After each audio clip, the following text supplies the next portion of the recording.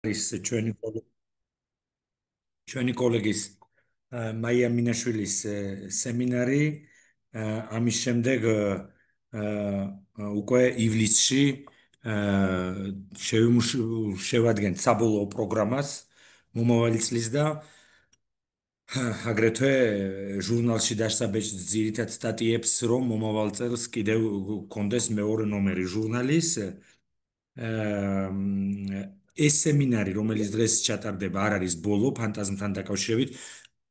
ჩვენ მქონდა გათვალისწინებული სულ 6 სემინარი, მაგრამ წინასწარ შეუძლებელია განსაზღვრო როდის მორჩება ეს, ამიტომ დღეს ჩვენ ვისაუბრებთ ფანტაზმის ფსიქოპათოლოგიაზე, ან ესე იგი ფანტაზმის პათოგენურობაზე და უკვე სექტემბრის შუა რიცხვებში, ასე 10 სექტემბრისთვის დასაწყისში უფრო გვექნება კიდევ ერთი სემინარი, რაც ბოლოში მოვიტოვეთ, მაგრამ ამავე დროს მნიშვნელობით არათუ ჩამორჩება, არამედ ძალიან მნიშვნელოვანია იმ უკვე განვლილ სემინართან ერთობაში, ესე იგი ფანტაზმის საკითხი ლაკანთან და სიუზენ აიზექსთან და ინგლისურ სკოლაში. ესე იგი ამას შევეცდებით, რომ ერთ სემინარში მოვაქციოთ, იმიტომ რომ ჩვენ ძირითადად ვისაუბრეთ ფროიდზე, ცოტა შევეხეთ ლაკანს, ცოტა და ცხადია, რომ მხოლოდ ფროიდი არ არის ის, ვინც საუბრობდა ფანტაზმზე, ბუნებრივია.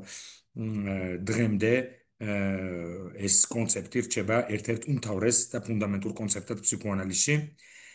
და დღეს რაზეც ვილაპარაკებ, მე დავეყრდნობ ისევ ფროიდს, ნაწილობრივ ლაკანს, შიგადაშიგ და პოლ ლოგანასუნის ნაშრომს და მის სასემინარო ციკლს, რომელსაც მე ვესწრებოდი საფრანგეთში, რომელსაც ის უძღვინდა ფანტაზმის საკითხს.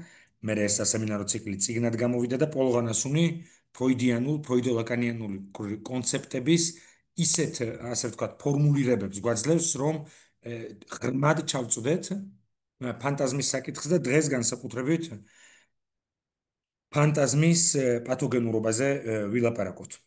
რას ეხება საქმე, ჩვენ ვთქვით, რომ აღარ გავიმეორებ თუ უპირველეს ყოვლისა რითი შეიძლება დავიწყოთ, რომ ფანტაზმი არის ერთ-ერთი ფუნდამენტური კონცეფტი კი არა და ღერძი ფსიქოანალიზის, ცხადია, ეს არის არაცნობიერი და ლტოლვის კონცეფტი, თქვენს რო არის ფროიდისტვის ორი ლტოლვა, ეს არის სექსუალური ლტოლვები, ის ყოველთვის სიტყვა ლტოლვას ტრიბ ხმარობს მრავლობით რიცხვში და არის დესტრუქციული ლტოლვები და მთელი გამა სადისტური, მაზოხისტური, სასიყვარულო და ასე შემდეგ და ასე შემდეგ. ორალური ლტოლვები, ანალური ლტოლვები, გენიტალური ლტოლვები, ლტოლვას გააჩნია ობიექტი, ანუ წყარო, ობიექტი, მიზანი და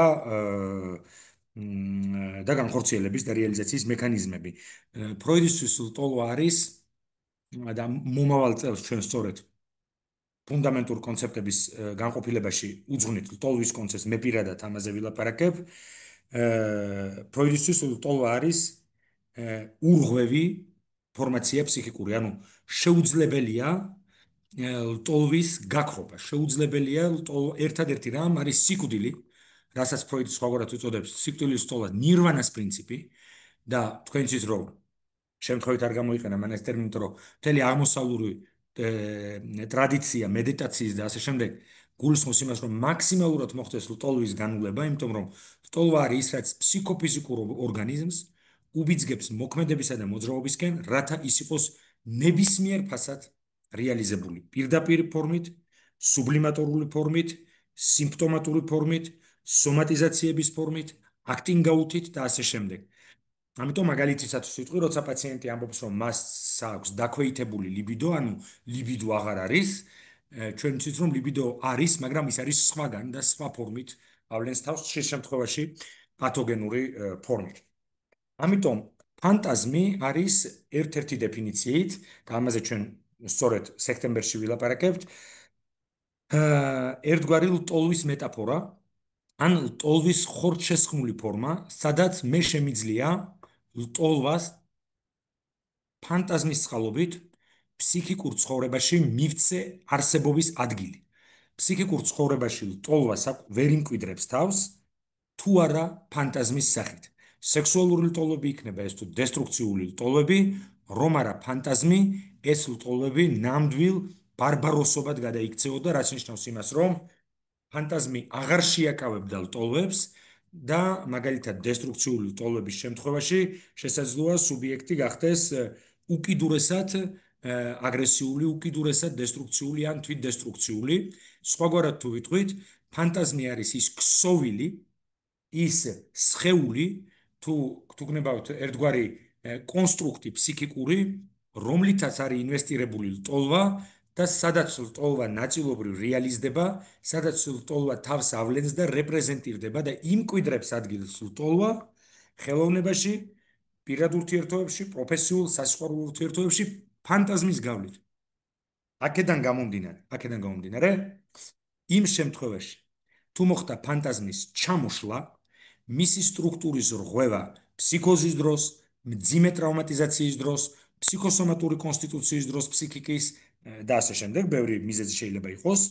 ასეთ შემთხვევაში ჩვენ ვიღებთ გარკვეულ ბრუტალურ კლინიკას, იმიტომ რომ ფანტაზმი არის ის ფილტრი, რომელიც ამ ბრუტალიზაციისაკენ იცავს ინდივიდს. ამიტომაც ვამბობთ ჩვენ, რომ ამიტომაც ვამბობთ ჩვენ, რომ ფანტაზმი არის ის რითიც არის დახუნძლული ნევროტიკის ცხოვრება. და ჩვენ როცა ვამბობთ სიტყვას ნევროტიკი, ჩვენ ვამბობთ კანონის სუბიექტზე ვლაპარაკობთ, არა? სუბიექტზე, რომელიც თუ კი მას შია, მაღაზიიდან საჭმელს პირდაპირ არ გამოიტანს. თუ კი მას აქვს სექსუალური აგზნება, ის პირდაპირ სექსუალურ ობიექტს თავს არ დაესხმება. და თუ კი მას მაგალითად არ მოსწონს თავისი მეგობრის პოზიცია, ის პირდაპირ აგრესიაზე არ გადადის. ესე იგი, ფანტაზმირებს ნაცვლად იმისა, რომ მოქმედებდეს. და სწორედ ეს მოქმედების ინჰიბიცია, ერთის მხრივ, ფანტაზმის ფუნქცია მოქმედებისა და აქტინგის ინჰიბიცია და ნევროტიკი სწორედ ამ თვალსაზრისით იმაზე შორს მიდის, ვიდრე საჭიროა, რაც ნიშნავს იმას, რომ ფანტაზმი თანაცვლებს მოქმედებას, ფიქრები თანაცვლებს მოქმედებას, ინჰიბიციები თანაცვლებს მოქმედებას, მაგრამ სამაგიეროდ ფანტაზმს ბერავს მაქსიმალურად, ნევროტიკთან ფანტაზმატიკური ცხოვრება უკიდურესად მდიდარია, რეალური ცხოვრება ღარიბი. დიახ, ამ შემთხვევაში ფანტაზმი არის პათოგენური, ამბობს ზიგმუნდ ფროიდი, ხო? ის ამბობს, რომ ასეთ შემთხვევაში რეალურ სექსუალურ გენიტალურ რეალიზაციას მაგალითად ფანტაზმი წინ ეღობება სუბიექტთან. რატომ? იმიტომ რომ ის იმაზე მეტს იღებს საკუთარ თავზე, მეოცნებე ფანტაზმის სუბიექტი, ვიდრე საჭიროა იმისთვის, რომ კაცმა რაღაცა გააკეთოს ცხოვრებაში, სინამდვილეში. მაგრამ დღეს ჩვენ ვილაპარაკებთ მეორე მხარეზე, უფრო დიდ, ასე ვთქვათ, უბედურებაზე, რო თქვა წყალებში, უფრო მძიმე კლინიკაზე, ვიდრე ნევროზია, იმიტომ რომ ნევროზის კლინიკა ეს არის ფანტაზმში გაჭედილი სუბიექტი, ხო? ფანტაზმებზე ფიქსირებული სუბიექტი, რომელსაც რეალობა არ ავიწყდება ის, მაგრამ მაინც წაუყურებს რეალობას. რეალობასთან ნაკლებად ეფექტურია, ფანტაზმში უკიდურესად ეფექტურია, მაგრამ უფრო მძიმე კლინიკა დგება მაშინ, როდესაც ფანტაზმი როგორც ფსიქიკური ფორმაცია განიცდის ჩამოშლას, როგორც შეიძლება ჩამოიშალოს შენობა, ან როდესაც მაგალითად ნაქსოვის სვიტრი რო არის, ერთგან თუ გაირღვა და მეორე ირღვევა მთლიანად და ასე შემდეგ. აი დღეს სწორედ ამ მეორე კლინიკაზე ვილაპარაკებთ. აქვე სურს რომ მოგცეთ რეკომენდაცია, რომ წაიკითხოთ ძალიან ღრმა არის პარიზის ფსიქოსომატური ინსტიტუტის კვლევები ფსიქოსომატიკაზე. ბევრად უფრო ღრმა ვიდრე ჩიკაგოს სკოლა, თქვენ თუ წაიკითხავთ ფრანც ალექსანდერს და მერე წაიკითხავთ იმას, რასაც მე გირჩევთ ახლა, თქვენ მიხვდებით თუ რამდენად ღრმა არის ფრანგული ფსიქოსომატური სკოლის ფსიქოსომატიკის ინსტიტუტის მიდგომა, რომელიც 1960 წელს დაფუძნდა მიშელ დე მიუზენის, რომელსაც მე ვიცნობდი, ის ესპასანალიტიკში ხშირად მოდიოდა, თუმცა საერთაშორისო ფსიქოანალიტიკური ასოციაციის წევრი იყო, მიშელ დე მიუზენის, პიერ მარტის და კრისტიან დავიდის მიერ და მიშელ ფენის მიერ დაფუძნებული.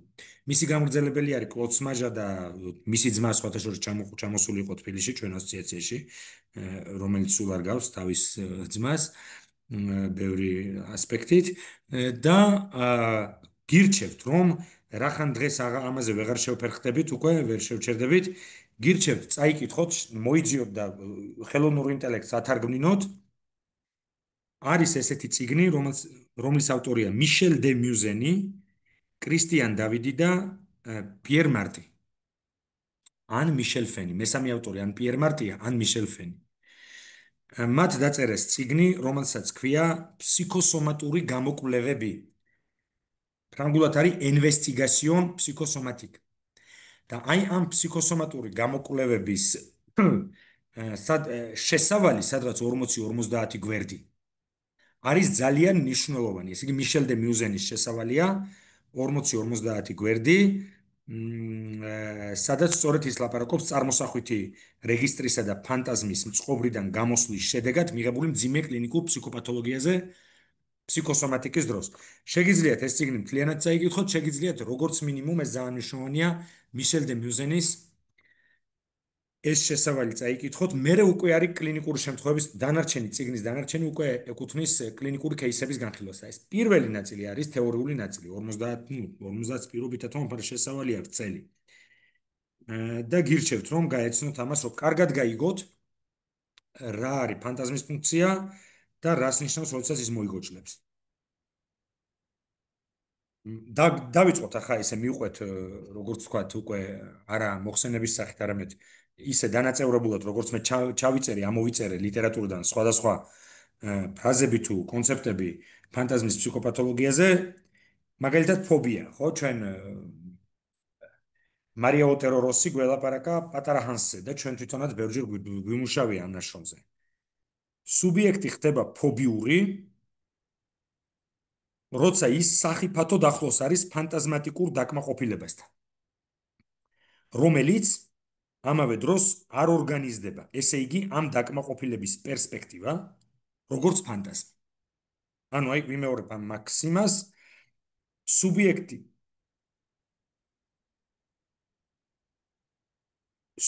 ხდება ფობიური ანუ ირთვება ფობია როგორც კლინიკა ფობიის კლინიკა როცა ის სახიფათოდ ახლოს არის ფანტაზმატიკურ დაკმაყოფილებასთან ანუ როდესაც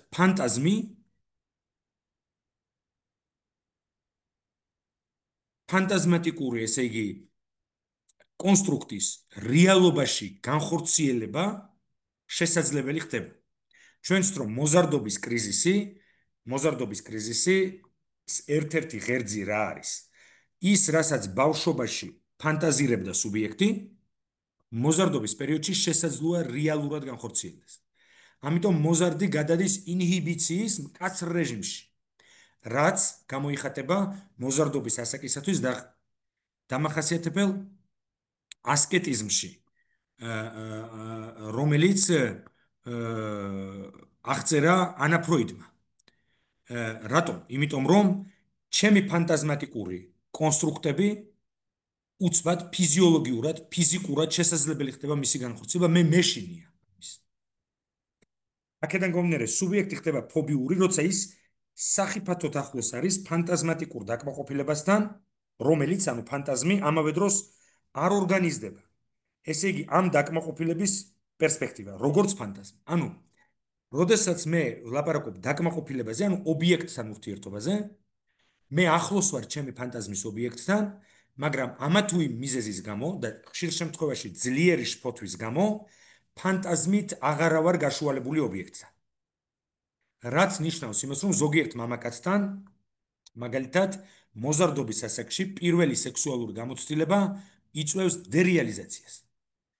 დერეალიზაცია სხვა არაფერია, თუ არა მომენტი, სადაც ჩემსა და რეალურ რეგისტრს შორის აღარ არსებობს ფანტაზმი როგორც პრიზმა.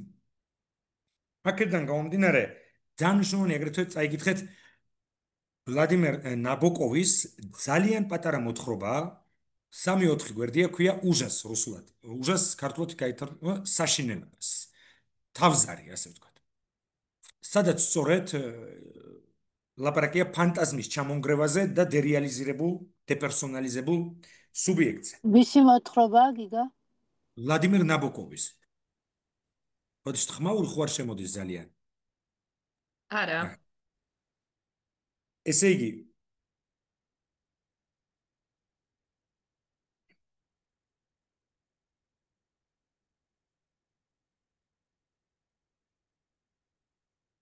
შესაბამისად, ფობიის ორგანიზატორი არის ადგილი,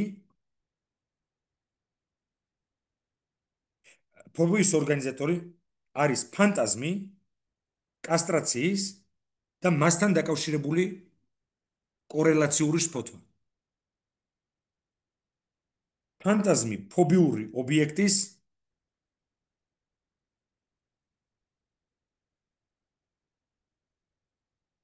საფარია. რაც ნიშნავს იმას, რომ ჩემსა და სურვილის ობიექტს შორის არის ფანტაზმი და ის მუშაობს. და თუ ფანტაზმი მუშაობს, ის მზოგავს შფოთვისგან. საკმარისია ფანტაზმი შემოეცალოს ჩემი სურვილის ობიექტს, ლაკანი იყო და აობიექტს, რომ ის ჩემში იწვევს შფოთვას.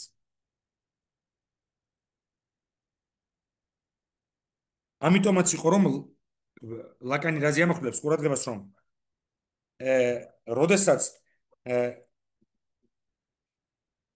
როდესაც ჰანსმა ნახა თუ როგორ დაეცა ცხენი ერთის ხრივ და მე ამ ცხენს სცემდნენ და მეორე როცა მან ნახა რომ დედას არ ქონდა პენისი, ანუ რეალობასთან შეხვედრა მოხდა მისი, ასეთ შემთხვევაში ჟარგონზე რომ ვთქვათ, ჰანსს ფანტაზმმა ვეღარ გაუკაჩა. შესაბამისად, სურვილის ობიექტი გადაიქცა ფობიურ ობიექტად.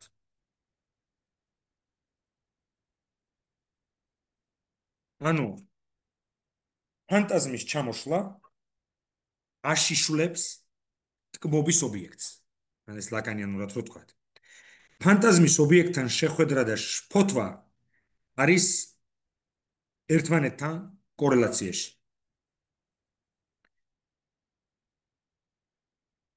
ესე იგი, რეალურ ობიექტთან შეხვედრა იწვევს ფანტაზმის ეკონომიისა და სტრუქტურის დესტაბილიზაციას. რატომ ართმობს პაციენტი ფანტაზმს?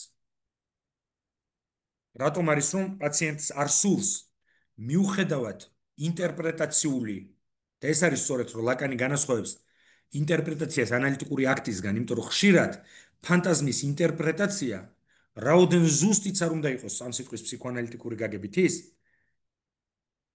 არ არის საკმარისი იმის რომ პაციენტმა დათმოს ფანტაზმი, სადაც ის არის გმირი ან საუკეთესო შეყვარებული ან ეფექტური და ასე შემდეგ. რატომ? იმიტომ რომ ფანტაზმს ახლავს ტკბობა და ის ასრულებს პროტექტორის ფუნქციას, რომელიც მიცავს რეალურ ობიექტთან შეხვედრისგან. მაგრამ რეალურ ობიექტთან შეხვედრა ყოველთვის გულისხმობს ფანტაზმატიკური კონსტრუქტის რყევას, მაგრამ ზოგიერთ პათოლოგიურ შემთხვევაში, რაზეც დღეს ჩვენ ვსაუბრობთ, ეს ფანტაზმის სტრუქტურის რყევა მასიურია და სრულიად ინგრევა. უფროსი ასაკის ხალხი რას ეუბნებიან მოზარდებს მაგალითად. შენ გაიზრდები და მე მიხვდები, ახლა შენ ღრუბლებში დაფრინავ. ცხოვრება არ გინახია. ანუ ნიშნავს იმას, რომ შენ რეალურ ობიექტთან არ ახარ მოსული ურთიერთობაში საკმარისად და ამიტომ ძალიან ოპტიმისტი ხარ ან ძალიან მეოცნებე ხარ. ცხადია, რეალურ ცხოვრებასთან შეხვედრა, გარდაცვალებასთან, ავადმყოფობასთან, საპირისპირო სქესთან, სექსუალობასთან, სიკვდილთან, ფულის რეალობასთან და ასე შემდეგ, ჩემ ფანტაზმატიკურ სივრცეს ავიწროვებს, მაგრამ ის არ ანგრევს მას. მაგრამ პათოლოგიურ შემთხვევაში რეალურ ცხოვრებასთან შეხება, ფანტაზმატიკურ ობიექტებთან შეხება, ფანტაზმის ღრმა დესტაბილიზაციას, ხშირად უფრო უარესი ჩამოშლას იწვევს. პირველ რიგში ცხადია ფსიქოტრაუმა.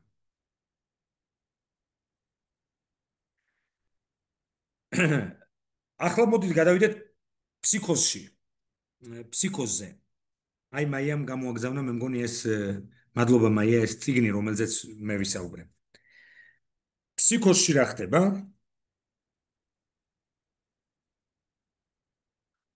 ძალიან კარგი სიტყვებია ეს პოლორნასუმის და ამას ვეცდები რომ ვთარგმნო. ეს პარანოია ახდენს დეკომპოზიციას, ანუ ნაწილებად დაშლას, იმისა რის კონდენსაციასაც, ანუ შეერთებასაც ახდენს ისტერიკი. ან უფრო სხვაგვარად თუ ვიტყვით, ამბობს ასუნი, პარანოია დაშლის ფანტაზმს და გადააწყობს ბოდვაში, ანუ როგორ რაღაცა იცით, რომ ფაზლი, რომელიც სწორად არის აწყობილი, აქ ხე უნდა იყოს იქ ყვავილი და ასე შემდეგ. ამ ფანტაზმს დაშლის პარანოიკი და ხელახლა ნახეთ რა თქვა redissu dissolution არის dissolution დაშლა და ხელახლა რეკომპოზიციას ახდენს და ჩვენ ვიღებთ ფანტაზმატიკური ქსოვილიდან დაშლილი და ხელახლა აწყობილი პარანოიაში ფანტაზმიდან ბოდვას, ხო?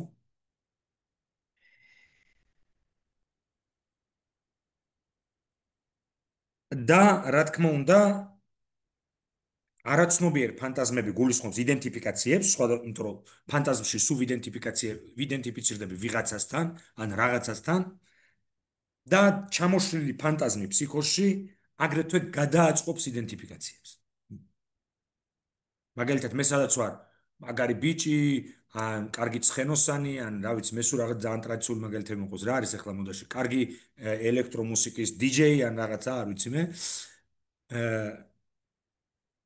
ბოდვით ვერსიაში დღეს მითხრა ერთ-ერთმა კოლეგამ რომ ჩვენ გვაქვს მეგალომანია, ხო? პაციენტმა ხელი გადაიჭრა, მას აინტერესებდა ის ფიქრობს რომ არის ღმერთი და მას აინტერესებდა თუ ღმერთია, მაშინ სისხლი არ უნდა კონდეს. ანუ იქ სადაც ნარცისტულად ტკბება ნევროტიკი, ფსიქოტიკი სუბიექტი აგრეთვე იდენტიფიცირდება, როგორც ნევროტიკი, იდენტიფიცირდება ნევროტიკი რაღაცა ტიპთან, რომელიც უნდა რომ იყოს, მაგრამ არ არის, ან შეიძლება არის, ან შეიძლება გახდეს. ხოლო ფსიქოტიკიც იდენტიფიცირდება, მაგრამ ვისთან, ღმერთთან. ამიტომ პოლარანსონი ამბობს, რომ ხდება გადაწყობა იმის რის კონდენსაციასაც ახდენს ისტერიული სუბიექტი, ანუ ნევროტიკი. ახლა ფანტაზმის კლინიკური და სოციალური ბედი, ლაკანი ამბობდა, ფანტაზმი არის უდრის სოციალური კავშირების მეორე მხარეს, ანვერ, მაგალითად, კამიუს ნაშრომია სარჩული და პირი. ქართულად არის სარჩული და პირი, ხო, აი, ბებიები იტყოდნენ ადრე, ვისაც ყოლია ბებიას საკერავი მანქანით, თუ ასეთი კიდევ არსებობს. აი, მაგალითად, იტყვის პირი გავაკეთე და გადავსტროჭკე და სარჩული, ანუ ეს უკუღმა რომ გადმოატრიალოთ თანსაცმელი. ლაკანი ამბობს, რომ გადმოატრიალოთ სოციალური ურთიერთობები, ამოაბრუნოთ, შიგნით ნახოთ ფანტაზმებს. სოციალური ურთიერთობები ნაკსოვია ფანტაზმით. ჩვენი ასოციაციაც არ არის გამონაკლისი, რომელიც დახუნძულია თითოეულს შეიძლება საკუთარი ფანტაზმი მოაქვს ასოციაციაში, ხო? და ის ქმნის სოციალურ კავშირებს. ახლა კიდევ ერთი ფანტაზმთან დაკავშირებული პათოლოგია, რომელსაც ფსიქოანალიზში და პოეზიაში და ენაში ჩვენ უწოდებთ სიყვარულს. სიყვარული როგორც ფანტაზმის ბედი, სიმპტომთან კვეთაში, არ ვლაპარაკობ ზოგადად სიყვარულზე, ხო? სიყვარული როგორც სიმპტომი. იმიტომ რომ მაგალითად ერთხელ კრისტიან ჰოფმანმა დიდ აუდიტორიაში მე მგონი ეს მოყოლილი მაქვს 300 კაცი იჯდა პარიზში და ამფითეატრში დიდროს უნივერსიტეტის თქვა ერთგულება არის სიმპტომი. ნუ ფრანგულმა საზოგადოებამ რაც არ უნდა ლიბერალური იყოს, მაინც ერთმანეთს გადახედა, თქვენს ნუ როგორ, ანუ ესე იგი მაშინ ღალატი ყოფილა ნორმა. მაგრამ მან თქვა რა, რომ იქ სადაც სუბიექტი ფანტაზმში ან არაცნობიერში არ უშვებს ერთი ობიექტის გარდა არაფერს სხვა დანარჩენს ამ ქვეყანაზე და ის არის ესე იგი ანაკლიტიკურად მიჯაჭვული სასიცოცხლოდ მიჯაჭვული ობიექტზე სადაც ობიექტი მას ეუბნება რომ თუ არა შენ მე მოვკვდები ცხადია ერთგულების მსგავსი ფორმა არის სიმპტომი ეს არის მაგალითად კარგი მაგალითია თუ არ ვცდები არ ვიცი ნიკოლ ორთქიფანიძისა თუ ლეო ქიაჩელის ჰაკი აძბა ლეო ქიაჩელის არის ლეო ქიაჩელის დიახ ლეო ქიაჩელის ჰაკი აძბა რომელიც თავით ხტება მიყვება თავის ბატონს თავს აკლავს მას ან მაგალითად ძაღლი რომელიც ოს პატრონი უკვდება საფლავში მიყვება ნუ ახლა ჩვენ მელანქოლიის კლინიკაში შევეხეთ, აქ საქმე ამაზე არ არის. საქმე იმაშია, რომ როცა სუბიექტი მთლიანად არის იდენტიფიცირებული ობიექტთან, ერთგულება არის სიმპტომი. მაგრამ სადაც სიყვარულისთვის დიდად ადგილი აღარ რჩება, იმიტომ რომ იქ სადაც სიყვარული არის სულ ეჭვიანი. სიყვარული არის ის გრძნობა, რომელიც ცოლქურ კლინიკაში მუდმივად დესტაბილიზაციას ქმნის, ხო?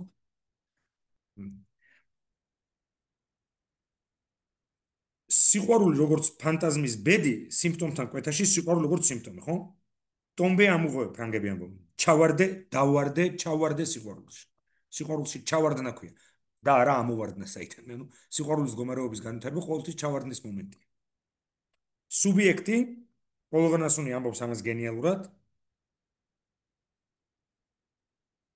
კონექტ სიტყვა არის გამოყენებული, რა თქმა უნდა, ტარიელის სიმპტომია, რომ არა, ესე იგი, რუსთაველის მესიჯი მოიწერა, რუსთაველის მშვენიერი ენა, ეს იქნებოდა ძალიან მოსაწყენი ფსიქიატრიის кейსი, მაგრამ მან ეს ისე აღწერა, რომ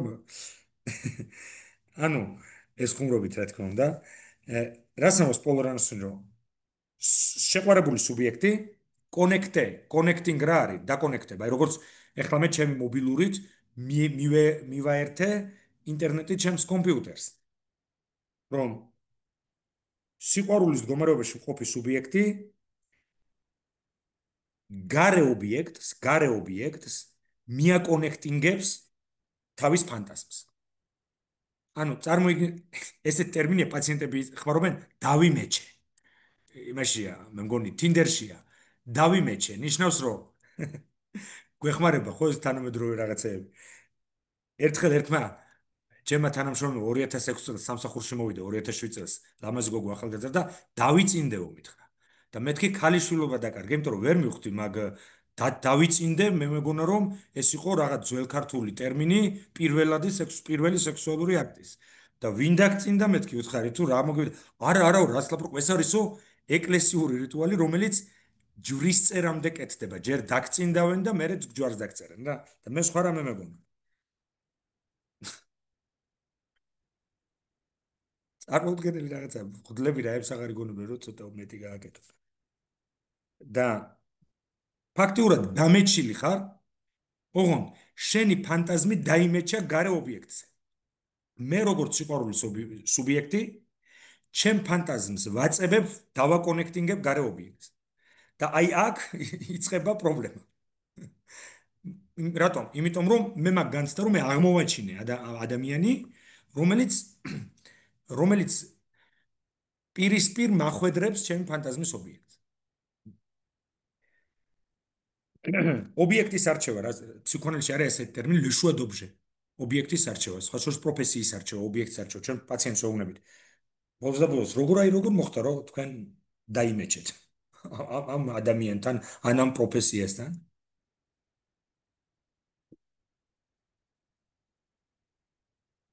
ხო, ჩაიწერეთ, ვინ დაგწინდა, ანუ დამიწინდეო ადამიანმა მითხრა ბიჭთანო და ნუ მე რა უნდა მევიქრა.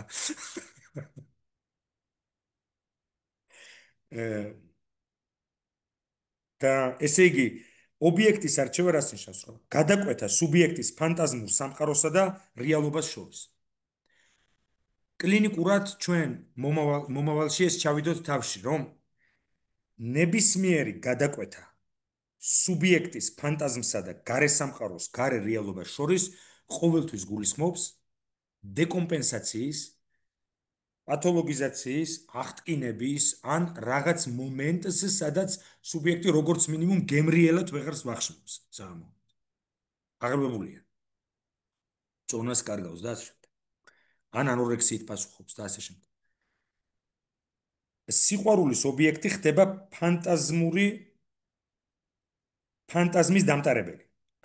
როგორც მაგალითად რაღაც ქიმიაში ერთი ვალენტობა რაღაცა მეორეს ატარებს. მატარებელი ამბობს პოლოგონასუნი, ის დაათრევს ჩემს ფანტაზმს. ანუ ეს ობიექტი, სიყვარულის ობიექტი დაათრევს ჩემს ფანტაზმს. ამიტომ არის რომ როცა მაგალითად ქალს ეუბნები, მე შენ მიყვარხარ, ან ქალი ეუბნება კაცს, მე შენ მიყვარხარ, მამაკაცი ცოტა დისტანციას ბოდიში, მაგრამ შეიძლება მზად არა ვარ ვათრიო შენი ფანტაზმი. ესმით, ანუ, იმიტომ რომ ეს არ არის რომ მე შენ მომწონ ხარ, ეს ნიშნავს იმას რომ რაღაცა მეკომფორტულები და არა, ეს ნიშნავს იმას რომ მე შენ მოგაწებე რაღაცა რაც დაბადებიდან 2-3 წლის ასაკიდან დამაქვს თან. და აი სადღაც 30 წლის ასაკში უცბად გეუბნები რომ ეს ხარ შენ ხარ ის ვინც ხარ, ხო? და ეს ფანტაზმი ხშირად ოიდიპალური ბუნების არის ცხადია. ხოლო ობიექტმა უნდა მოახდინოს ოიდიპალური დანაპირების რეალიზაცია. ოიდიპალური დანაპირების რეალიზაცია რა არის? ეს არის ის რომ თუ არ დაწვევი დედასთან, გაიზრდები დიდი ბიჭი და შენ ცხოვრებაში გამოჩნდება გოგონა, რომელიც იქნება იდეალური, დედაზე უფრო კარგი, დედაზე უფრო მზრუნველი, უფრო ლამაზი, უფრო მეტად ეყვარები და ასე შემდეგ. ცხადია, ასეთი ობიექტია იშვიათია რეალობაში და თუ მოძებნე, ამბობს პოლ ლორენასონი ფროიდთან ერთად, ასეთ შემთხვევაში შენ ობიექტზე უუბნები რომ მე რო შენ მიყვარხარ, შენი პასუხისმგებლობა მდგომარეობს იმაში, რომ შენ ჩემი ფანტაზმის რეალიზაცია უნდა გააკეთო. ენამორაციონ არის ესეთ სიტყვა ფრანგულში. ენამორაცია, რომელიც რელიგიურ მდგომარეობებშიც დაიკვირვება, სიყვარულის მდგომარეობებშიც. ეს არის არა უბრალოდ აღტკინება, არამედ მთლიანად აი ტარიელის შემთხვევა. ერთ სიტყვით რო თარგმნოთ, ენამორაცია ითარგმნება ქართულ ენაში როგორც ტარიელი. და პოლ ლორენასონი ამბობს, ნუ თუ ეს ნიშნავს ფანტაზმის რეალიზაციას, ანუ ენამორაციის მომენტი არის ფანტაზმის რეალიზაცია, როდის დაემართა ტარიელს ეს ყველაფერი. არა მაშინ, როდესაც ნესტანი შეუყვარდა. ნესტან დარეჯანი. არამედ როცა ნესტან დარეჯანმა უთხრა, რომ პრობლემა არ არის, მე აქვარ. ეს იყო მისი ჩამონგრევის მიზეზი. რის გამოც იმის ნაცვლად რომ დაეწინდა ამ იმავე წუთში ეს ქალი წავიდა და მოკლა ხვარაზმშა შვილი და ამიტომ ეუბნება მე ის ნესტან დარეჯნის მამა რომ ჩემი ქალი თუ გინდოდა რა და რა გამაგებინე ის კაცი რატომ მოკალი ანუ როგორც კი სიყვარულის ობიექტისგან ტარიელმა მიიღო თანხმობა ნაცვლად იმისა რომ დარჩენილიყო იმ სენაკში რომელშიც ნესტანმა მას განუცხადა ეს ყველაფერი ის წავიდა და კაცი მოკლა. და თანაც ყველაზე მთავარი ის არის რომ მეფე ეუბნება ინდოეთის რომ შენის კაცი მოკალი ტყუილად, მე ჩემ ქალს მოგცემდი უპრობლემოდ, ხოლო ნესტანს ეს თავიდანვე გაცხადებული ქონდა. აი სად არის პასაჟერ აქტინგ აუთზე წავიდა კაცი. და ნუ თუ პოლ ლორენასონს დაუბრუნდეთ, ნუ თუ ენამორაციონ ნიშნავს ფანტაზმის რეალიზებას. ეს საშიში მომენტია, ხშირად მანიაკალური მომენტი. გიჟური სიყვარული აღტკინება. ობიექტთან, ფანტაზმის ობიექტთან ეს შეხვედრა შეიძლება ითქვას არის ისტერიული მომენტი სუბიექტისთვის, ფანტაზმისთვის რეალიზდეს, რაც სინამდვილეში უდრის მისი სტრუქტურის ჩამოქცევას. ნებისმიერი რეალიზაცია ფანტაზმის ბოლომდე ნიშნავს ფანტაზმის სტრუქტურის ჩამოქცევას. ნებისმიერ შემთხვევაში, სხვაშორის პოლ ლორენასონს ჰქონდა არ არსებობს თემა, რომელზეც წიგნი არ აქვს დაწერილი. ეს არის კაცი, რომელმაც დაწერა სადღაც 40-მდე წიგნი და 1-300-მდე სტატია. წარმოუდგენელია, მე მას ველაპარაკე ახლა პარიზში რო ვიყავი და მითხრა შემიძლია ჩამოვიდე თქვენთან. ცნობილი ფილოსოფოსი და მე ფაქტიურად 2008 წლიდან 2024 წლის ჩათვლით მისი არც ერთი რამე არ გამომიტოვებია ზუმით თუ რეალურ სივრცეში.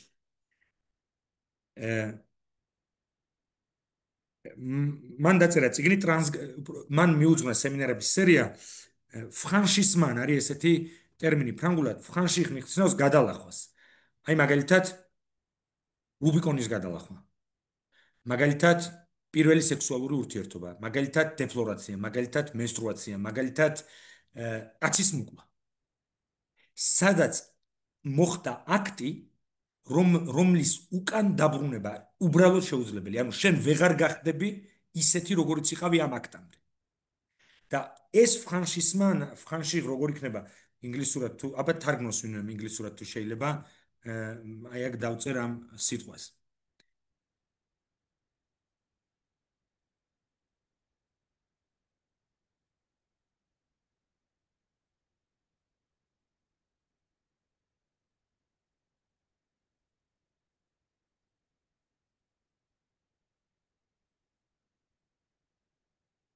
და მანამდე ცოტა შევისვენებ.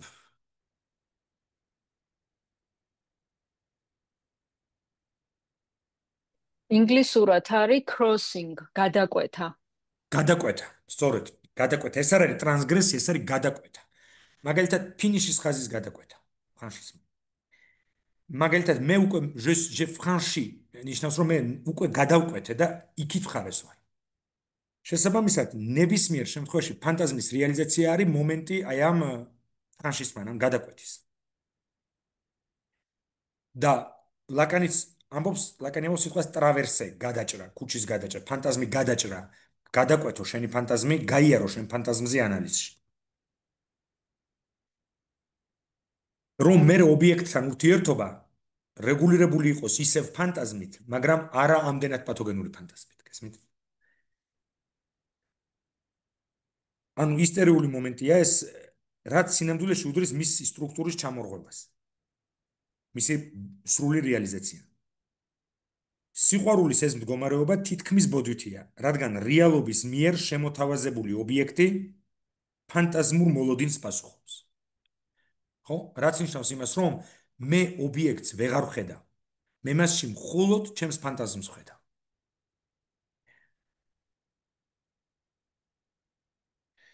სიყვარულის მდგომარეობას გამოყავს სუბიექტი ნევროტიკის ორდინალური, ჩვენ აქ ვაპარაკობთ ფანტაზმის კონტექსტში და არა სიყვარულის მდგომარეობის ფსიქოპათოლოგიას. კიდევ სხვა საკითხი აქ საქმე ეხება მეიდიალს და ნარცისტულ იდენტიფიკაციას სიყვარულის ობიექტთან, ხო? სიყვარულის მდგომარეობას გამოყავს სუბიექტი, ამბობს პოლორანი, ნევროტიკის ორდინალური ფსიქიკური ეკონომიიდან და განაცდევინებს ფანტაზმის რეალიზაციის ილუზორულ მდგომარეობას. სუბიექტი თითქოს წარმოსახვით რეგისტრში ხელიდან უსხლტება სტრუქტურულ შეუძლებლობას და უჩნდება შანსი კვლავ მოიხელთოს რეალურ რეგისტრში დაკარგული ობიექტი, რომელსაც ფანტაზმში ელოლიავებოდა მთელი ცხოვრება. ანუ ეს ლამაზი სიტყვებია პოლორანის, რომელიც კლინიკურად ძალიან ღრმა არის. სიყვარულის მდგომარეობას გამოყავს სუბიექტი ნევროტიკის ორდინალური ფსიქიკური ეკონომიიდან, სადაც ის ფანტაზირებს, რომ 10 წლის მერე შეხვდება თავის გოგოს ან ბიჭს და განაცდევინებს ფანტაზმის რეალიზაციის ილუზორულ მდგომარეობას. სუბიექტი თითქოს წარმოსახვით რეგისტრში ხელიდან უსხლტება სტრუქტურულ შეუძლებლობას კვლავ მოიხელთოს რეალურ რეგისტრში დაკარგული ობიექტი, რომელსაც ფანტაზმში ელოლიავებოდა მთელი ცხოვრება.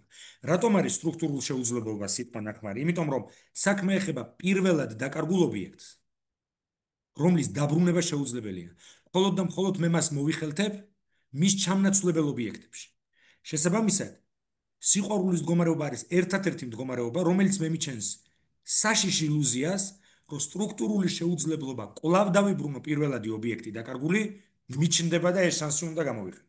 ანუ ეს ფაქტიურად აობიექტია, ამ შემთხვევაში თუ ლაგანისეულად ვიტყვით საუბარი. დიდ სხვაზე დაკარგული დიდ ობიექტი, სხვაზე. აობიექტი მოდის დაკარგული ობიექტის ადგილას. აჰა, გასაგები. ანუ სიყვარულის მდგომარეობის დროს ის თავად ხდება გმირი, ნარცისტული გმირი, დაკარგული ოიდიპალური ობიექტის კონკისტადორი. კარგი სიტყვა, ხო? ამბობს პოლოვანი. მაგრამ არის შფოთვა სიყვარულის დროს, ანუ სიყვარული მოწამლულია ამით. მოწამლულია ეჭვით, პარანოიული კომპონენტით, ნარცისიზმით, შფოთვით. ის ჩნდება იქ, სადაც სრული ბედნიერება ხელის გაწვდენაზეა. შფოთვა ფანტაზმის ობიექტთან სიახლოვის შემთხვევაში ჩნდება, სიყვარულის მდგომარეობის პირველადი აღტკინების რელატივიზაცია ხდება. ანუ შფოთვა ის შხამია, რომელიც ამ სიყვარულის მდგომარეობას ცოტა აჯენს, ასე ვთქვათ. ასტაბილურებს. სიყვარულის მდგომარეობის მომენტიდანვე სუბიექტი განიცდის ორ ერთმანეთის სოლიდარულ გამოცდილებას სასიყვარულო თრობისა და შფოთვის ამავე დროს. რადგან ის აცნობიერებს, რომ რაღაც აქვს დასაკარგი. შეიძლება რაღაც დაკარგოს, რაღაც რაც უკვე დაუკარგავს და როგორც იქნა, ეს არის აღმოაჩინა, იპოვა სიყვარულის ობიექტში. ესე იგი, სიყვარულის მდგომარეობის დროს ფანტაზმი და მისი სუბიექტი წყდებიან ღერძს. ანუ მოგლეჯა ხდება. ბოდიშით ახლა დავუდგე.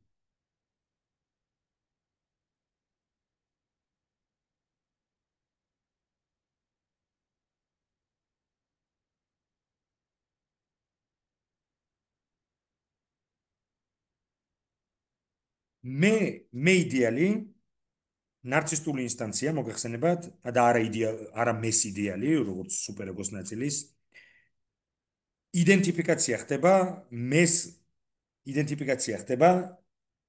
იდეალთან, რომელსაც განასახიერებს სიყვარულის ობიექტი. სიყვარული სუბიექტს გამოისვრის ფანტაზმის ჩარჩოდან, რომელშიც ქრონიკულად და კომფორტულად ტკბებოდა. აი ზან ეს პოლოგონასუნის ეს სიტყვები ზუსტად აღწერს ნევროტიკის მდგომარეობას. ანუ სიყვარულის სუბიექტს გამოისვრის რეჯექტს, რო თქვა სიტყვა, ფანტაზმის ჩარჩოდან, რომელშიც ქრონიკულად და კომფორტულად ტკბებოდა. ანუ ხელად გაჭრილი, ველად გაჭრილია, ხელი, ანუ გიჟი, ანუ შმაკი.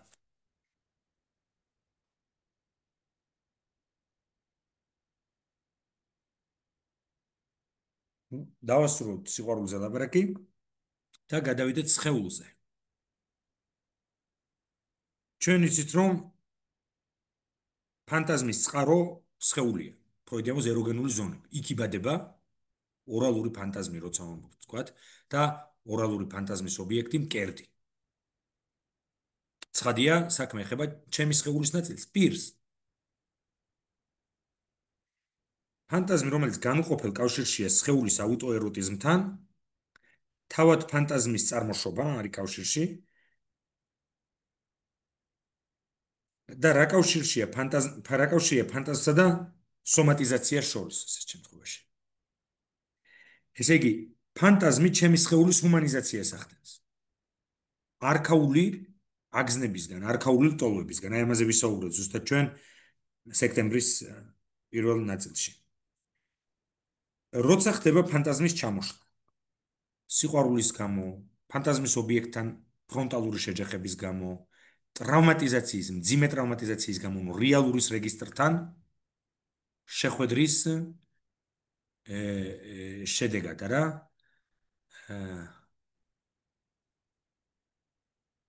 როცა ხდება ესეთი თავდაუზოგავი ბრუტალური, ვისაც შეუძლია კამერა ჩართოს თუ შეიძლება, იმიტომ რომ ყველა ვერავის ვეღარ ხედავ ჩემ თავისგან. ჩართულია კიკა ვიუში ხო არ უნდა მივთითო რამე.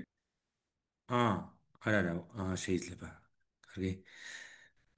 ანუ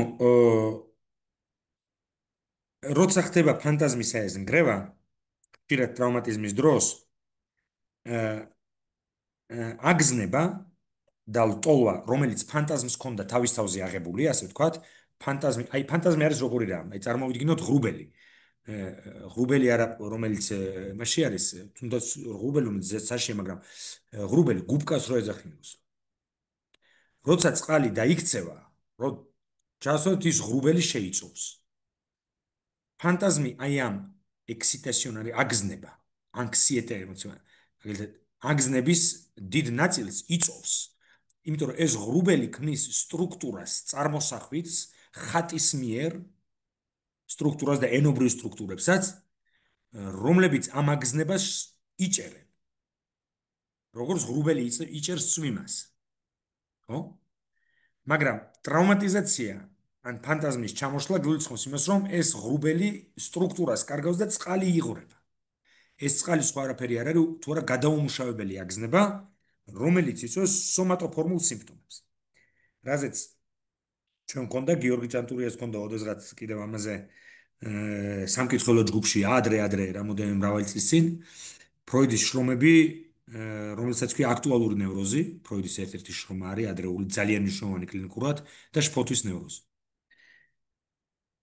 იწყება ესე იგი ჩამოინგრევა რა ფანტაზმი, ჩვენ საქმე გვაქვს აგზნების და ტოლვის, ფსიქიზაციის და ფსიქიკური გადამუშავების მარცხდა. მელანქოლიზაცია ახლოს დგას. პანიკური აშლილობებიც ახლოს დგას ამ ყველაფერთან. ობიექტის დაკარგვა ან მასთან მელანქოლიური იდენტიფიკაცია, მაგალითად, რაც ფანტაზმის ჩამოსვლას ნიშნავს. აგრეთვე ეს არის კლინიკა უმი, გადაუმუშავებელი აგზნების. რამაც შეიძლება გამოიწვიოს იპოქონდრია, პარანოიული შფოთვა. იმიტომ რომ იპოქონდრია პარანოის ფორმაა, ვიცოდეთ ეს. ბევრი ფსიქოანალიტიკოსი მიიჩნევს, რომ იპოქონდრია პარანოია, როცა ჩემი შინაგანი ორგანოა თვითონ მდევნელი, რომელიც მინდა რომ მოვიგლიჯო. გამოვიჭრა და ასე შემდეგ. ლტოლვა ბრუნდება სხეულში. ფანტაზმატიზაციის მარცხი იგივეა, რასაც ანგლოსაქსონურ ლიტერატურაში უწოდებენ მენტალიზაციის მარცხს, რასაც ბიონი უწოდებდა მენტალიზაციის პრობლემას. რაც შეიძლება გახდეს ეგრეთ წოდებული ესენციალური დეპრესიის, რომელიც არის მიშელ ფენის ტერმინი, ესენციალური დეპრესიის მიზეზი. ფანტაზმი, როგორც ვთქვით, ტოლვის სხეულია, ფსიქიკური სხეულის ჩამოშლა ფანტაზმს გადააქცევს სომატოფორმულ სიმპტომად, რომელიც უკვე აღარ ინტერპრეტირდება. მაშინ, როდესაც ფანტაზმსა და რეალობას შორის ზღვარი იშლება, შესაძლოა ლიბიდოს მდგომარეობა, დაიბადოს მდგომარეობა, როცა ფანტაზმსა და რეალობას შორის ზღვარი იშლება, დაიბადოს მდგომარეობა, როგორცაც ჩვენ ვწოდეთ დეპერსონალიზაცია, დერეალიზაცია და რომელსაც ფროიდმა მიუძღვნა ნაშრომი უნჰაიმლიშ გაუწყობების ღრმა მდგომარეობა. და რომელიც აგრეთვე ფროიდმა აღწერა სტატიაში აკროპოლზე, მოგონება აკროპოლზე, როდესაც ის აკროპოლზე ავიდა თავის ძმასთან ერთად, განიცადა დეპერსონალიზაცია. რატომ? იმიტომ რომ ის ანტიკური ხანით იყო გატაცებული, შეხვდა თავის ფანტაზმის ობიექტს. და მას დაემართა დეპერსონალიზაცია, რომელიც მან აღწერა.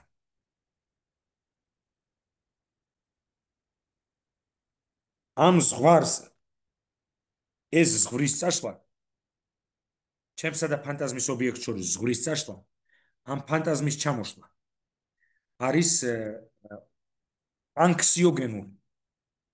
ფანტაზმსა და რეალობას შორის არსებულ ზღვარზე იბადება შფოთვა. როცა ფანტაზმი, ასე ვთქვათ, ვეღარ ქაჩავს, იწყება სტრუქტურის დეკომპენსაციის კლინიკა, ანუ თვითონ ფსიქიკური სტრუქტურა იწყებს რყევებს. და აქ წავიკითხავ მწვანე წიგნში, რომელიც ჩვენ თარგმნეთ, ოლივიე დუვილის სტატია იქ ნათარგმნი მოზარდობაზე და მოზარდის პრობლემაზე შეხვდეს საპირისპირო სქესს. და ის აღწერს ჰერმან ჰესეს ნაწარმოებიდან ახალგაზრდა კაცის ჰანს გიებენ რად არ ვერ ვკითხულობ გერმანულად, მე არ მაქვს ეს ჰერმან ჰესეს ეს ნაწარმოები წაკითხული. 1957 წლის ნაწარმოებია. ის აღწერს მოზარდის შეხვედრას სიყვარულის ობიექტთან. და იმას თუ როცა იშლება ფანტაზმი, ინგრევა რა ემართება სხეულს. და ამ თავს ოლივიე დუვილის სტატიის ამ თავს ქვია კრიზისში მყოფი სხეულის შესახებ. ეს ჩემი თარგმანია, რომელიც გამოქვეყნდა წიგნში. იქამდე ვიდრე ჰერმან ჰესეს ციტატას წაიკითხავდეთ, თავად ოლივიეს შესავალს წავიკითხავ. მდგომარეობები, რომელსაც სხვასთან შეხვედრა შობს, ეხება სხეულს და ხშირად სიხარულის, ტრიუმფის, ან ამ სხვით მოხიბლულობის გამომხატველი სულაც არ არის. ჩვენში აღფრთოვანება გამოიწვია ჰერმან ჰესეს რომანის გრძნობებით ახსავსე პასაჟმა, სადაც მწერალი აღწერს ჰანს გიებენრაითის განსაკუთრებული ნიჭითა და გონიერებით დაჯილდოებული ახალგაზრდა კაცის პირველ ფიზიკურ სასიყვარულო შეხვედრას, მოზარდის, რომელსაც დაუნდობლად ანადგურებს მკაცრი პროტესტანტული აღზრდა და გადაჭარბებული სიამაყე. სიამაყე, ესე იგი, აქ ლაპარაკია მეიდიელზე, ხო? ანუ ამ მოზარდთან ჩვენ გვაქვს უკვე ნარცისტული პრედისპოზიციები. და აი ეს შეხვედრის სცენა ჰერმან ჰესესი. და მას მოეჩვენა, რომ ძალიან შორს სიბნელეში რაღაც ხმაურობდა. სწორედ მაშინ, როდესაც დაბალი ხმით მან უთხრა: "გინდა მაკოცო?" და გაბრწყინებული სახე სულ უფრო მიუახლოვა ბიჭს. სხეულის წონამ მსუბუქად გადაზნიქა დაწნული ღობე, ჰაეროვანი სურნელის მქონე თმა მის შუბლს მიეალერსა და მისი დახუჭული თვალები, რომელსაც ქათქათა შავი წამწამებით დამშვენებული ქუთუთოები ფარავდა, კიდევ უფრო მიუახლოვდა მის თვალებს, ანუ ბიჭის თვალებს. ხმაწვილი შეცვა და საშინელმა ცახცახმა აიტანა, როდესაც მისი მორცხვი ტუჩები ოდნავ შეეხო გოგონას პირს. ის კანკალებდა და სასწრაფოდ სურდა გასცლოდა გოგონას, მაგრამ მან ბიჭის თავი ხელებში მოიქცია და საკუთარი სახე სულ უფრო ახლოს მიიტანა ბიჭის სახესთან, ისე რომ ტუჩებით დაეკონა მის ტუჩებს. მოეჩვენა, რომ ეს ტუჩები მას წვავდა. ბიჭს დაეუფლა განცდა, რომ გოგონას ტუჩები მას მიეწება, ისე რომ თითქოს ისინი მისი სიცოცხლის შესრუტვას ლამობდნენ. მას არაქათი, ანუ ამ ბიჭს, არაქათი სრულიად გამოეცალა და ვიდრე გოგონა თავის ტუჩებს მოაცილებდა, საკუთარი მთრთოლვარე სურვილისაგან მხოლოდ და მხოლოდ წამება გამოვლილი ადამიანის მომაკვდინებელი დაღლილობაღა შერჩენოდა. ანუ მისი ტუჩები მას მიეწება, გოგონას ტუჩები, ისე რომ თითქოს ისინი ბიჭის სიცოცხლის შესრუტვას ლამობდნენ. მას, ანუ ამ ბიჭს, არაქათი სრულიად გამოეცალა და ვიდრე გოგონა თავის ტუჩებს მოაცილებდა, საკუთარი მთრთოლვარე სურვილისაგან, რომელსაც ეს ბიჭი ამ გოგონას მიმართ განიცდიდა, მხოლოდ და მხოლოდ წამება გამოვლილი ადამიანის მომაკვდინებელი დაღლილობაღა შერჩენოდა. და როდესაც ემა მის გაათავისუფლა, ბიჭი დაბარბაცდა და მთელი ძალით მოეჭიდა ღობეს. გენიალურად არის მართლა აღწერილი, ოლივიე დუვილს არ გამორჩებოდა ეს.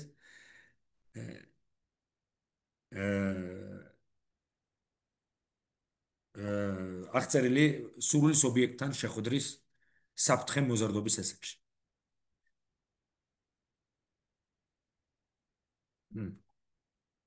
და დავასრულოთ ფანტაზმის დეპრესიული ბედით, ფანტაზმის ერთ-ერთი ბედი არის დეპრესია, მისი ჩამოშლის, მისი დამძაღების, ასე ვთქვათ, მისი აყროლების, ფანტაზმი როცა ყროლს, ეს დეპრესიას ნიშნავს. რა არის ეს, რაც ინგლისურად წერია? ბინდს ნიშნავს twilight. როგორ? twilight-ი თუ წერია სწორად თუ დავინახე ბინდი. ბინდი, ბინდს. ბინდი, დიახ. ფილმები გაახსენდათ ამ ეპიზოდზე. ფილმი. გასაგებია. დავიმახსოვრებთ. მადლობა. ესე იგი, დეპრესიული სუბიექტი ფანტაზმის ჩამოშლის გამო, ვინაიდან სურვილის ობიექტი დეპრესიის დროს ეცემა, ფანტაზმის ჩამოშლის გამო, რატომ რომ სურვილის ობიექტი ეცემა და დეპრესიული სუბიექტი ვერ ქმნის ნაკლს, სადაც სურვილი სულიბადება, ანუ ნაკლი ნიშნავს იმას უკმარისობა, რომ მე მუდმივად სურვილის ობიექტი ხელიდან მისხდება, როგორ ის მუდმივად უკმარისობაში მოიხელთება და მე სულ ფანტაზირებ, ანუ მე სულ მინდა რაღაც ცხოვრებაში. და როდესაც დეპრესიული სუბიექტთან ფანტაზმი განიცდის ჩამოშლას, ეს ძალიან მნიშვნელოვანია, დეპრესიული სუბიექტი რეალურ დროში იწყებს ცხოვრებას. სურვილი დროის პუნქტუაციას აღარ ახდენს. ანუ ეს არის ერთგვარი დრო ხდება აუტანელი დეპრესიული სუბიექტისთვის. ხშირად ის იმიტომ იკლავს თავს, რომ დროის მსვლელობა მისთვის არის უკიდურესად ნელი. ის აღარ არის სკანსირებული, ასე იგი ტიკ-ტიკ-ტიკ სურვილის ტიკ-ტიკით, როგორც ფროიდი აღწერს შესავალი ფსიქოანალიზში, რომ საათის ტიკ-ტიკი ნიშნავდა კლიტორის პულსაციას იმ პაციენტთან, რომელმაც განავითარა მერე ობსესიურ კომპულსიური აშლილობა. ეს ნიშნავს სურვილის პულსაციას, რომელიც დეპრესიულ სუბიექტთან წყდება და ირთვება რეალური დრო. იქ სადაც ირთვება რეალური დრო, რომელიც აღარ არის ფსიქიკური ტემპორალობით, ანუ სურვილით და ფანტაზმით გაშუალებული, მე ვიწყებ მე აღარ ვიცი ყოველი დღე უნდა დეპრესიულმა სუბიექტმა დილიდან დაღამებამდე როგორმე გაატრიოს. მაშინ როცა ფანტაზმში როცა ვარ, დროს ვერ გძნობ. ან მაგალითად ფილმს როცა უყურებ, პოეზიას, ან ფანტაზირებ, ან რაღაცას გეგმებს ვაწყობ და შემდეგ დროს ვერ გძნობ. საკმარისია ფანტაზმიდან ამოვარდე, რომ ვარდები რეალურ დროში. ჩემთვის საათი ირთვება, რომელიც აუტანელია. დეპრესიული სუბიექტი ყოველდღიურად თვალს ახელს და უყურებს რეალობას, რომელიც აღარ არის ფანტაზმით გაფერადებული. ფანტაზმით, რომლის მამოძრავებელი ძალაც არის განდევნილი სული. და აქ უკვე ცხადია ფანტაზმთან ერთად დეპრესიის დროს განდევნის საკითხი ისმება, სად არის განდევნა, როგორ არის, რა სტატუსი აქვს და ისმება საკითხი სურვილის. ის რეალობას თვალს უსწორებს, რაც ამ რეალობას აუტანელს ხდის. ნევროზის დროს დეპრესიული მომენტი ფანტაზმატიზაციის მარცხზე მიუთითებს ხშირად. ერთგვარი ნაბახუსები, ამბობს პოლოღონასუნი, ერთგვარი ნაბახუსები ფანტაზმის ობიექტთან შეხვედრისა და მარცხის შემდეგ. რომ ფანტაზმის ობიექტთან შეხვედრას ყოველთვის ახლავს პირში უცნაური გემო. რომ ეს ის არის ყორაც მეკონა. პახმელია ფანტაზმის ობიექტთან შეხვედრის შემდეგ. მაგრამ თავად ანალიზზე არ დაგვაუწყდეს დეპრესიული მომენტი ნევროზის დროს შესაძლოა იყოს პროგრესის მანიშნებელი. თორემ სუბიექტი თავის ფანტაზმს ამუშავებს და ცოტათი იღებს იმას, რომ მოახდინოს დეკონსტრუქცია ნევროტული ფანტაზმის. ამიტომ დეპრესიული მომენტი ხანდახან როცა ნევროტული სუბიექტი პროგრესირებს ანალიზში, ამას რომ რაღაც არაფერი აღარ მინდა, იცი რა, ყველა აი ის ბიჭი, ის სამსახურთი, რასაც ყვებოდი რაღაც უცბად კარგავს ნიშნულობას. და ჩვენ ხედავთ, რომ ის სიმპტომიდან გამოდის. დეპრესია უნდა გადაკვეთოს, ისე როგორც აუცილებელია დეპრესია ანალიზის დროს, დეპრესიული მომენტი, ასევე აუცილებელია შფოთვის მომენტი. ესე იგი, თუ არ დგება დეპრესია ამ სიტყვის ტრანსპერენტული გაგებით და არა კლინიკური და თუ არ დგება შფოთვის მომენტი ანალიზში, ესე იგი ჩვენ პაციენტის ფანტაზმსთან ახლოსაც არ მივსვამთ. ნევროზის დროს დეპრესიული მომენტი ფანტაზმატიზაციის მარცხზე მიუთითებს და ხო, ეს ნაბახუსებები ვთქვით და, მაგრამ თავად ანალიზზე ესეც ვთქვით, ხო.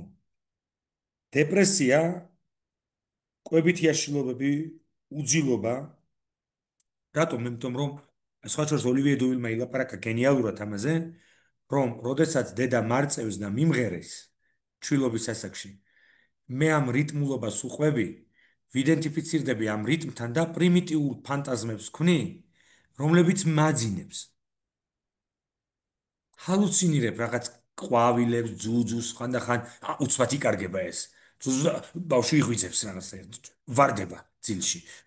დასრულებსაც აქვს ძილში ჩავარდნა, როცა ობიექტი იკარგება, ეკრანი ობიექტი, ლაინიამო და ობიექტი ეკრანი და ძუძუ არის ეკრანი, რომელიც პროეცირდება, ჩემი ჰალუცინატორული ფანტაზმატიკური შინაარსი პირველად ობიექტია ლაბარაკი და არა იმ გაგებით ამ სხეულის ნაწილზე, რომელიც გავრცელებულია ხალხურ წარმოდგენებში, ესე ვთქვათ. და ამ დროს მე ჩემ ფანტაზმი მაძინებს. მერე ბავშვს უნდა ზღაპარი, ანუ მას სჭირდება ხალხურ მითოპოეტურ წიაღში დაბადებული ფანტაზმა. და როცა ეს ხდება ფანტაზმის ნაწილი, უბრალოდ როდესაც ზღაპარი რა არის? ზღაპარი არის დროში გამოცდილი ნატურალურ კოლექტიურ არაცნობიერში ბრწყალებში ამ სიტყვის შექმნილი ფანტაზმატიკური კონსტრუქცია, რომელიც გათვლილია ბავშვებზე. გენიალური ნაწარმოებია, გირჩევთ წაიკითხოთ ბრუნო ბეტელეჰეიმის ჯადოსნური ზღაპრების ფსიქოანალიზი. ბრუნო ბეტელეჰეიმი მოგეხსენებათ, იყო ერთ-ერთი დიდი ჩიკაგოელი ფსიქოანალიტიკოსი, რომელიც ვუდი ალენის ფილმში თამაშობს. ვუდი ალენს აქვს გადაღებული ფილმი ზელი გიქვია ფილმს. და ხატრული ფილმია, ოღონდ ათამაშებს ფსიქოანალიტიკოსებს და ისტორიკოსებს, რომლებიც მართლა ფსიქოანალიტიკოსები და ისტორიკოსები არიან. როგორ ქვია წიგნს გიგა უკაცრავად? არა, წიგნს არა, ვუდი ალენის ფილმია ზედი. არა, მანამდე თქვით ჯადოსნური ზღაპრები თუ რა. ჯადოსნური ზღაპრების ფსიქოანალიზი. აჰა. ბრუნო ბეტლეემი. ინგლისურად არის ხო, თარგმნილი მაქვს მეცადე.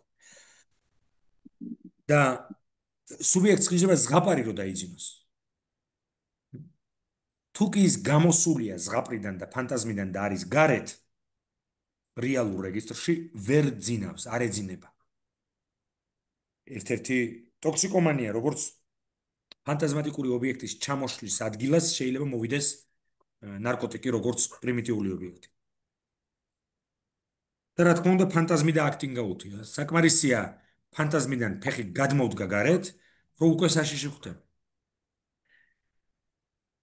მე გადავსებულია ტკბობით, რომელიც ზღუდეებს ანგრევს და ეს მიუთითებს ფანტაზმატიზაციის მარცხზე. ოდიშით ერთი წუთით უნდა უპასო, ხო? ალო?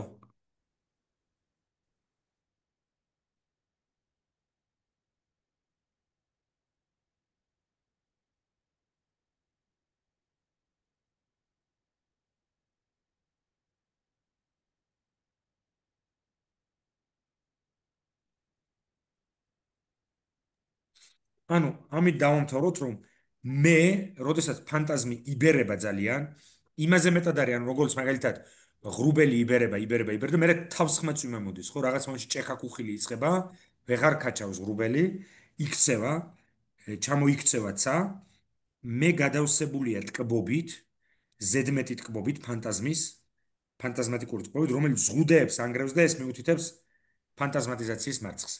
აი, დღეს ესე იგი ამით დავასრულოთ და თუ არის 1-2 კითხვა და შეგვიძლია რომ შევჩერდეთ.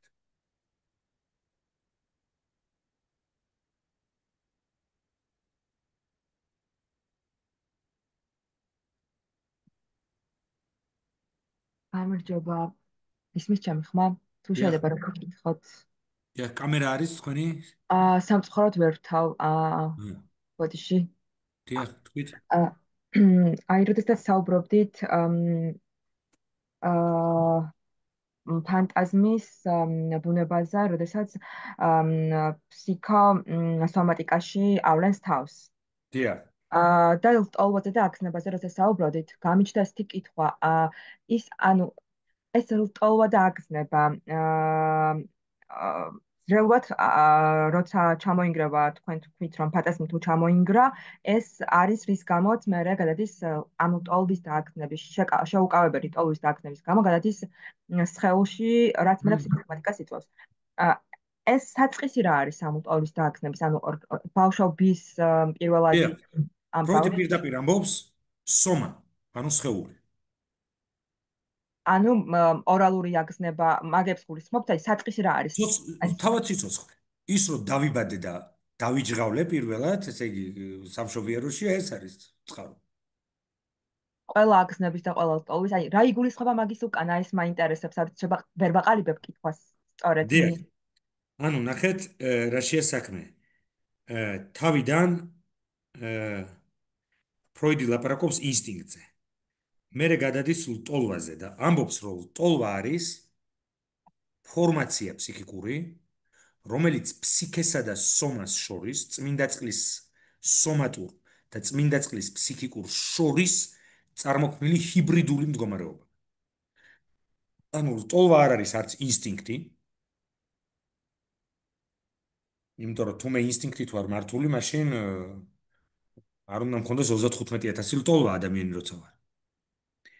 ეს არის ინსტინქტის, ანუ წმინდა სომატური აგზნების და სომატური აგზნება რატომ არის? ცოცხალი არსებაა იმ ნერვული სისტემა მაქვს და მოთხოვნილებების მთელი ნაკრებია. ინსტინქტი მიბიძგებს, არც ჭამო, დავიძინო, დავეყრდნო და ასე შემდეგ. წმინდა წყლის სომატური აგზნება ფროიდი ამბობს, არაცნობიერს ფესვები აქვს გადგმული სომაში და მესაც ფესვები აქვს გადგმული სომაში. მაგრამ ლტოლვა არის სომატური, ინსტინქტუალური ბუნების ნეიროფიზიოლოგიური წარმოშობის, ნეიროჰუმორალური წარმოშობის აგზნების ფსიქიკური რეპრეზენტაცია. ანუ ფსიქიკაში ჩვენ გვაქვს ლტოლვა, ორგანიზმში გვაქვს აგზნება.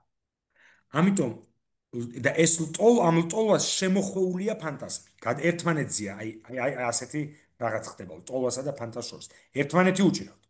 როგორც კი ფანტაზმი წყდება ლტოლვას, ლტოლვა უბრუნდება თავის წმინდა წყლით სომატურ აგზნებას, რომელიც გავს ჩვილი ბავშვის აგონიას. სხვანაირად ფროიდი ამბობს თავის პირველად ნაშრომში, ლიბიდო ძმრად იქცევა. როგორც ღვინო აძმარდება, ისე ლტოლვა აძმარდება, ესე იგი წმინდად აგზნებად გადაიქცევა. და უბრუნდება ეს სომატურ ფესვებს. და ამის შემდეგ იწყება სომატიზაციის კლინიკა. გასაგებია. ანუ თითოეული ფსიქოსომატიკის უკან ხო მე ესე გონია და ვიგებ, რომ სხვა ლტოლვა და აგზნება უნდა იყოს და თითქოს ეხა ესე შეთაბეჭდება დამჩა, რომ საწყისი თითქოს ერთი გამოდის თქვენი საუბრიდან. აი ამის კითხვა მინდა და რეალურად და მეორე კითხვასაც დაგისვამთ ამ თემაზე. მაშინ ანუ ამის გამოსავალი რა არის? ახალი ფანტაზმი უნდა იყოს ამ აგზნების და ლტოლვის ბოჭად, ასე ვთქვათ? მუდმივად ჩვენ როცა ვლაპარაკობთ სულ ფანტაზმირებთ. წინააღმდეგ შემთხვევაში ვიქნებით მუდმივი შფოთვისა და აგზნების მდგომარეობაში, ხო? როცა გძინავს სიზმარს ხედავთ. როცა ვიღვიძებთ რაღაც მიზნები გვაქვს თავში, მუდმივად მენტალიზაციის პროცესში ვართ, მუდმივად. რაც შეეხება ფსიქოსომატიკას და ლტოლვებს, ერთ რომელიმე ლტოლვას, ერთი რომელიმე ფსიქოსომატური აშლობა, ნახეთ რა შეესაქმნა ჩვენ ხშირად და ეს არის სწორედ ფრანგების დამსახურება, რომ მათ გამიჯნეს რა. სხეული ყველაფერზე რეაგირებს. შფოთვა არის რა? სენდვიჩი ერთ მხარეს არის მორალური და ფსიქიკური წნეხი და მეორე მხარეს სომატური სიმპტომი. ხელების გაოფლიანება, ვისცერალური მოშლა, კუჭნაწლავის ოფლიანობა, პირის სიმშრალე, სისხლძარღვების შევიწროება, გულისცემის აჩქარება, გაფითრება და მეორე მხრივ განგაშის განცდა, ავის მომასწავებელი რამის. და ვერ ვიტყვით ჩვენ რომ ჩვენ ფსიქოსომატიკაში ვართ ამ დროს. ჩვენ ვართ ფსიქოსომატიკაში მაშინ, როდესაც მენტალიზაცია, გადამუშავება წარმოსახვითი და ფანტაზმატიკური აგზნების განიცდის მარცხს და ის აკუმულირდება რომელიმე ორგანოში და ამ ორგანოს ან დისფუნქციას იწვევს, ან ანადგურებს მას, მაგალითად, ონკოლოგიის შემთხვევაში.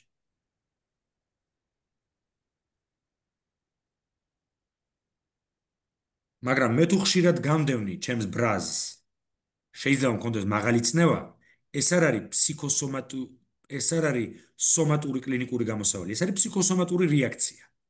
ფსიქოსომატური რეაქცია სხეულისა და ფსიქიკის მქონე ადამიანს დღეში რამოდენიმე შეიძლება ქონდეს. აი, სწორედ თუ წაიკითხავთ აი ამ მიშელ დე მიუზენის ფსიქოსომატური გამოკვლევების შესავალს, ინვესტიგაციონ ფსიქოსომატ, იქ ნახავთ რომ ეს არის გენიალურად ნაჩვენები. დიახ, მე ალექსანდერის ნაშრომიდან მახსოვს, ესენი სხვა ემოციების ხოლმე. დიახ, იქ შეესაბამება რომ გრაზი იწვევს წნევას, ის ამას დიახ. და მაგიტო გამიჩნდა ეს კითხვა. დიახ. კი, შეესაბამება, რა თქმა უნდა. მაგალითად, გასტრიტი, კუჭნაწლავთან დაკავშირებული ამბები თითოეული ტიპის ფანტაზმს კი არა, ხო, მაგალითად, ტიპის ლტოლვას, დესტრუქციულ მესლტოლვებს, რომლებიც არ რეალიზდება, ან არ მენტალიზაციას არ განიცდის. მადლობა. არაფერს. მე დავსვამ პატარა შეკითხვას, თუ შეიძლება.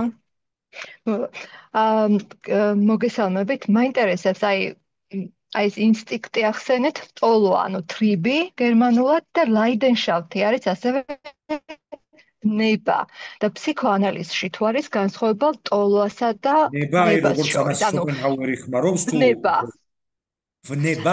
აი მაგას ბნება. ანუ ლაიდენშაფტი და ძალიან ხშირად არის ნახსენები და მეც ახლა აი ინსტინქტი, ლტოლვა და ნება და განსხვავება ინსტინქტსა და ლტოლვას შორის გასაგებია, როგორც დამწყებისთვის და ანუ ეს ნებასა და ლტოლვას შორის თუ არის განსხვავება ფსიქოანალიზში და რა განსხვავებაა?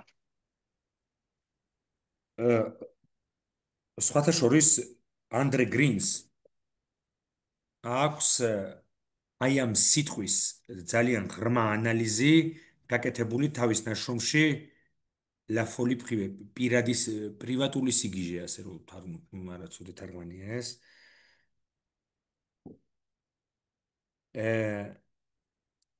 ვნება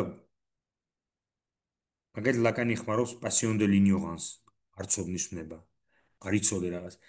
ეს ნიშნავს ერთის მხრივ ობიექტით შეპყრობილობას, მაგალითად ამბობენ კოლექციონერის ვნება. როდესაც შენ ამ ობიექტის იდეალიზაციას არ ახდენ, მაგრამ გინდა მისი მოპოვება.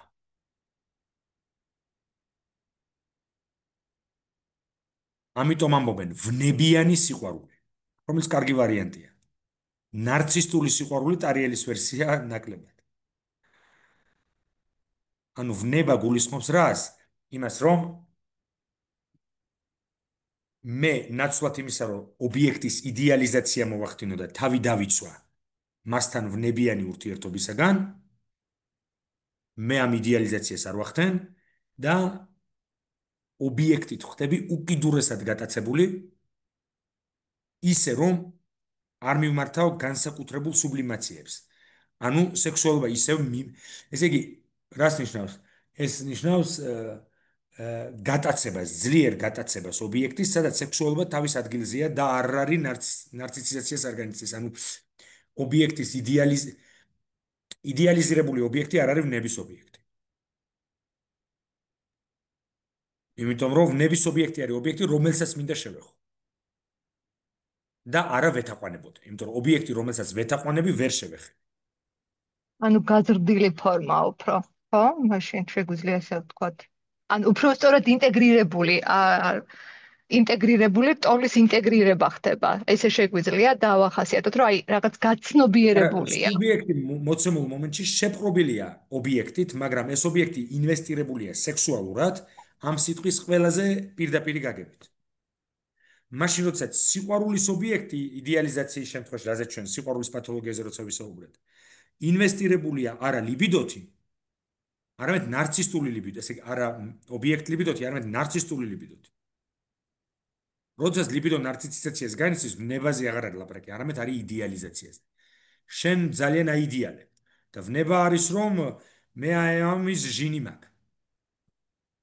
ხო, ანუ გაცნობიერებული. ჰობი, კარგი ჰობი შეიძლება იყოს ვნება, ვთქვათ.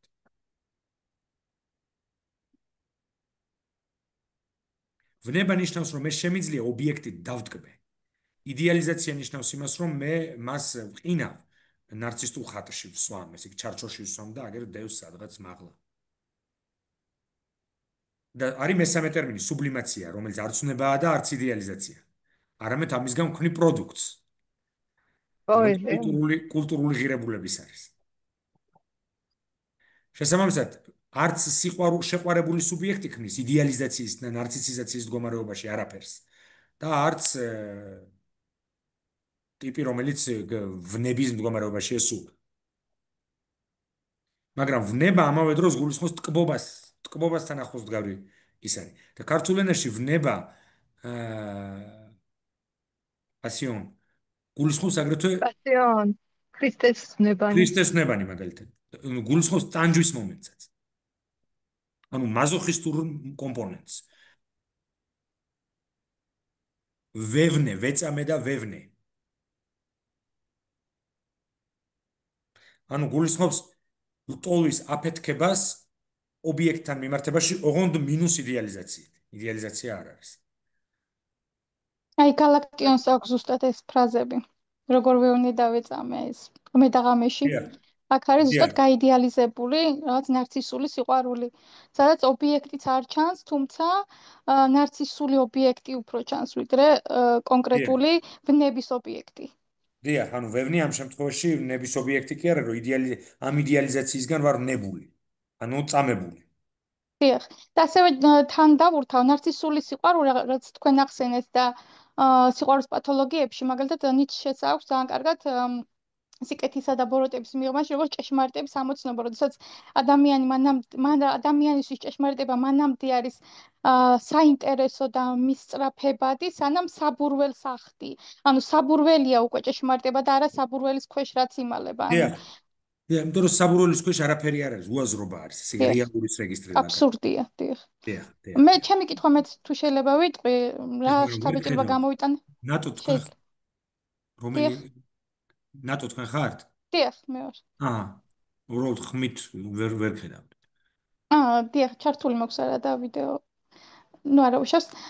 ჩემი კითხვა იმაში მდგომარეობს, რომ ჩემი აზრით, ჩემი ინტერპრეტაციით ასეთი განცდა დამრჩა, რომ ფანტაზმი ეს არის შემაკავებელი, უბრალოდ ამ კრძალავი შინაგანი სტრუქტურა, რომელიც კრძალავს იმ ინფანტილურ სექსუალურ იმპულსებს და ქმედებებს, რაც შეიძლება ადამიანის განვითარებას ან ცივილიზაციის განვითარებას ხელი შეუშალოს. ვთქვათ, ახლა ბოლო პერიოდში თუ ყველაფერი სამწუხაროდ რაღაცები შეიცვალა და პერვერსირდა, ასე ვთქვათ, ბჭყალებში, თუმცა სადამდეც მივიდა კაცობრიობის განვითარება, ვფიქრობ, ჩემი აზრით, რაც ფროიდიც აღნიშნავს, ეს არის ფანტაზმატიკის დამსახურება, როდესაც ადამიანი წარმოიდგენს ფანტაზიაში იმ ქმედებებს, იმ აზრებს, იმ ობიექტებს, რომელიც რეალობაში ვერ და არ უნდა განხორციელდეს, რადგან არის დიახ. ფანტაზმი მხარს უჭერს რეალობაში ჩემ მოქმედებებს. მუდმივად მხარდაჭერილი ვარ, მოტივირებული ვარ ფანტაზმით. რაც არ ნიშნავს მის სიტყვას განხორციელებას რეალობაში, ხო? მეორე, ფანტაზმი კი არ კრძალავს. ამ კრძალავი ინსტანცია არსებობს კულტურის სახით, ცენზურის სახით, სუპერეგოს სახით, სხვა სახელები აქვს, ხო ამას? განდევნის სახით, ხოლო ფანტაზმის სუბიექტს თავაზობს კომპრომისულ ვერსიას ფანტაზმის სცენაზე განახორციელოს რაღაცეები, რაც სხვაგვარად შეიძლება სანქცირებული იყოს. ცხადია, ჩვენ ვილაპარაკეთ ფანტაზმის ბედზე მოდერნულობაში ბევრი და ანუ ცვლილებას ფანტაზმის განვითარება შეიძლება. ანუ ესეთი მისაღები ფორმა, ანუ ფანტაზმის განვითარება იმ ფორმით, რა ფორმაშიც გამოხატავს მას ქმედებაში, თქვათ და არ იქნება ტაბუირებული. ანუ რა შესაქმნო ნევროტიკთან ჩვენ რას ვაწყდებით? ძალიან რიგიდულ ფანტაზმატიკურ და სტერეოტიპულ ფანტაზმატიკურ ცხოვრებას. მაშინ როცა არ არის ძლიერი ფსიქიკური კონფლიქტი, სუბიექტი თავის ფანტაზმს რეალობასთან ალაპარაკებს უფრო მსუბუქად.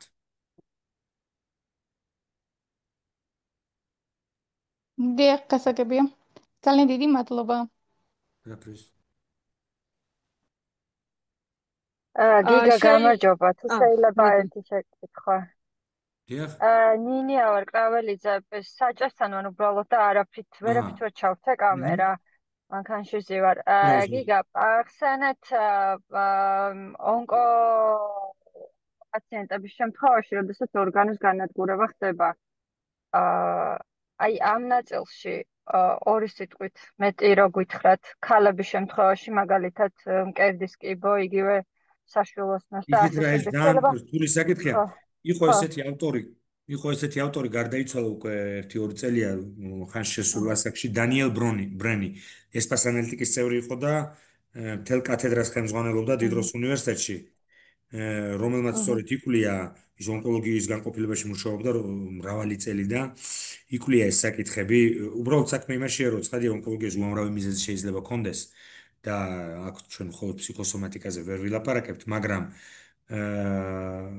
მაშინ ვლაპარაკობთ ფსიქოსომატურ შესაძლო ვერსიაზე, როდესაც ანამნეზში გვაქვს რაღაცა, რასაც შეიძლება გამოეწვიოს სომატიზაცია. ობიექტის დაკარგვა, ფანტაზმის ჩამონგრევა, ტრავმატიზაცია, რასაც შეიძლება მენტალიზაციისათვის შეექმნა საფრთხე რაღაცას. ანუ ანამნეზში უნდა იყოს, ჩვენ ვერ ვიტყვით, რომ პაციენტი, რომელმაც ამა თუ იმ ფორმით ონკოლოგია განავითარა, რაღაცნაირად აუცილებლად ეს დაკავშირებულია სომატიზაციასთან. მაგრამ თუ ანამნეზში გვაქვს საკმარისი საფუძველი ამაზე ვილაპარაკოთ, შეიძლება ცხადია. და არსებობს დიდი დაკვირვებები, ამ ძალიან ბევრი კვლევებია, ეს ჩემი თემა არ არის და საერთოდ ფსიქოსომატიკაც, მაგრამ ეს არის ერთ-ერთი უდიდესი თემა ფსიქოანალიზში, ხო? შეიძლება დავსვა კითხვა ფანტაზმთან დაკავშირებით. ამ შემთხვევაში ანალიტიკური სამუშაოს შედეგად რამდენად არის შესაძლებელი მაგალითად დესტრუქციული ფანტაზმის, ვთქვათ, როდესაც მაზოხიზმს ეხება საქმე, ამის ბოლომდე დეკონსტრუქცია. რომ თუ რეალურად სამუშაო ეხება იმას, რომ გავანთავისუფლოთ პათოლოგიური მოქმედებისგან, ან თლიანად თუ დეკონსტრუირება არის შესაძლებელი და ახალი ფანტაზმის აგება. ჩვენ როცა პათოლოგიაზე ვილაპარაკეთ, ჩვენ ვილაპარაკეთ ფანტაზმის როგორც სტრუქტურის, როგორც ფსიქიკური ქსოვილის რღვევით გამოწვეულ პათოლოგიებზე, არა? ანალიზის შემთხვევაში ჩვენ ამას არ ვაკეთებთ. ჩვენ ვაანალიზებთ ფანტაზმს, ინტერპრეტაციას ვახდენთ და რაც ყველაზე მნიშვნელოვანია, ფანტაზმის დეკონსტრუქციასთან ერთად ხდება მისი ენაში მოხელთება ანალიზში, ეს ძალიან მნიშვნელოვანია. ზემოთ ჩამოთვლის შემთხვევებში ფანტაზმის პათოლოგიებზე ვისაუბროთ, ხო, დეპრესია, ფსიქოტრაუმა, ფსიქოზი, დეკომპენსაციის დროს, რეალობასთან, რეალურ ობიექტთან შეხვედრა, ეს ჰერმან ჰესეს მაგალითით, ვთქვათ, ყველა სხვა შემთხვევაში ჩვენ გვაქვს სუბიექტის შეხვედრა რეალურთან, ისე რომ მას მხარს არ უჭერს ენა, ანუ სიმბოლურის რეგისტრი. მაშინ როცა ანალიზი როგორც ენობრივი პრაქტიკა გულისხმობს ტრანსკრიფციას, საკუთარი ფანტაზმის გადაწერას ენაში. რაც ფანტაზმის წარმოსახვით, აი ამ წარმოსახვით მუხტს ფანტაზმს აკარგინებს, მაგრამ ის კრისტალიზირდება როგორც დისკურსი ანალიზზე. ესე იგი, ფაქტიურად ხდება ენაში მოხელთება ფანტაზმის და არა მისი ჩამოქცევა და რეალურ სცენაზე გადმოღვრა acting out-ის სახით. და შედეგად შეიძლება ვივარაუდოთ, რომ როცა საქმე დესტრუქციულ ფანტაზმს ეხება, ის კარგავს თავის მოქმედებას, ხომ? ანუ მოქმედებას რა გაგებით? აი, მაგალითად, როდესაც მაზოხიზმს ეხება საქმე, ვთქვათ.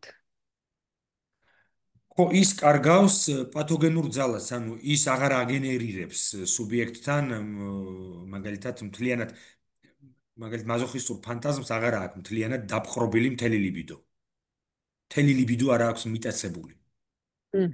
მაგალითად, სადისტური ან მაზოხისტური კომპონენტი ნებისმიერი ნორმალური სექსუალური ურთიერთობის შემადგენელი შეიძლება იყოს, მაგრამ როდესაც მაზოხისტური ფანტაზმი ზეაქტიურია სუბიექტთან, ასეთ შემთხვევაში მთელი ლიბიდო აქვს მას მიტაცებული, ესე იგი მხოლოდ ამ სცენოგრაფიით უნდა მოქმედება.